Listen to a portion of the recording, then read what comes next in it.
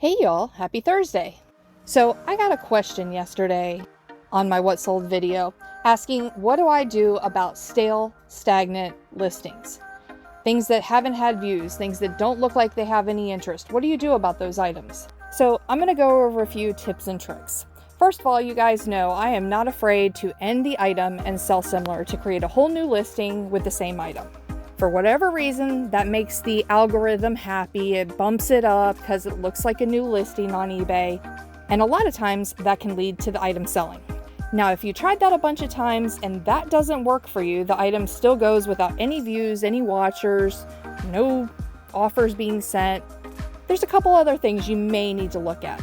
We're going to pull some orders while we talk about it. First item that's going out is this set of Crazy Animals Pez dispensers. They are European exclusive. We sold these for $5.75, and as always, the Pez are personal items.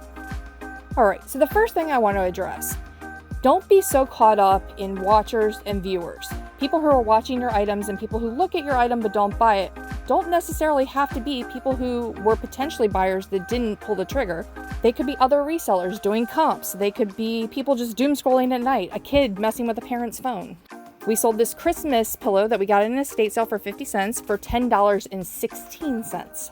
So don't stress if your item's not getting views or people aren't watching it, because a lot of times stuff sells that nobody's ever looked at before. It just wasn't the right time for a buyer to be looking for that specific item, especially if you sell stuff like I do that's kind of a little bit more obscure and kind of one-offs. It has a tendency to sit a while before it sells. It's not like people are searching for red gingham dinner napkins as frequently as they are AirPods or an iPhone. So keep that in mind based on what you're selling.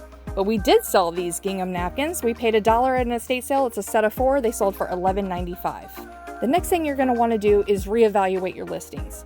If nobody's looking at your items, go back and check your pictures. Are they good? Are they clear? Is that front picture on the listing filling the frame and aesthetically pleasing?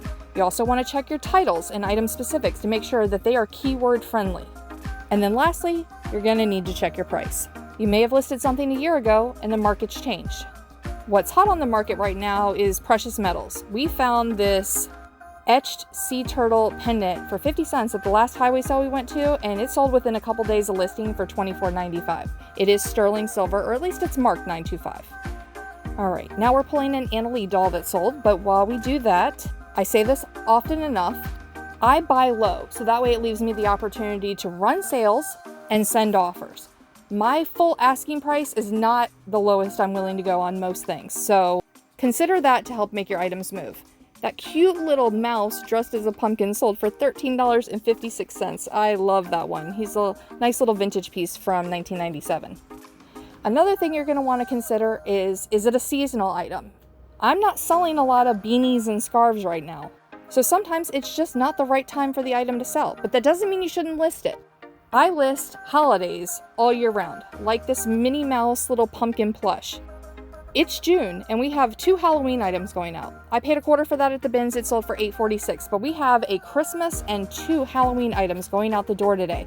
So don't get frustrated if you list something and it doesn't sell. It just may not be the right time for it to sell, but that doesn't mean that it won't sell. So get it listed. Don't just have a whole death pile full of hundreds of Christmas things. You don't want to wait till the last minute, and sometimes you won't even get through it all before the season comes. Now, I told you guys yesterday I was going to move my pins, and I did, into that box, moved my keychains, did all that stuff, and we sold a pin, which is pretty cool. This is a Florida Tri-Rail, kind of like public transportation pin. Got it at an estate sale for $0.10 with a bunch of other ones. It sold for $8.46. Now, when that person asked me the question about, what do you do about stale listings, they also said, at what point do you donate? For me, I don't. If I put the time into taking pictures and creating the listing, it's going to stay until it sells, unless it gets damaged. We did sell this little tiny deck of low-down playing cards, fun little travel card game, picked it up at the bins for $0.10, it sold for $5.95. But the big thing you have to consider is space. Like, I have hundreds of decks of cards right here, different games and then just regular playing cards. I don't mind storing them because they don't take up much space. But that doesn't mean I'm going to be buying Afghans or pillows or other large items at the rate that I buy playing cards, because they do take up more space, and space is money. Especially for me, I'm paying for storage space. That's why I like to buy small items. Like these playing cards. These are Disney movie poster playing cards by Bicycle. Paid $0.25, they sold for $8.95. Got those at an estate sale. And I love Bicycle brand playing cards. To me, they have the best feel. So definitely, before you end up donating them, run a sale. Mark the thing 50, 75% off. Get something back on it before you just drop it off at the thrift store because you're done dealing with it. I sometimes wonder if the stuff that I pick up at the bins is that, where a reseller did a dump of their old listings. I found this frog at the bins for $0.25. He sold for $8.46. So I have $3.95 into all these items, and they sold for $106.65, and some of them have been listed for quite some time. It just took a while for the right buyer to come along and snatch it up. So my fellow resellers, tell me in the comments below, what do you do about your old stale listings? Do you run sales? Do you donate? How do you handle it? And we'll see you soon with another video of What's Sold.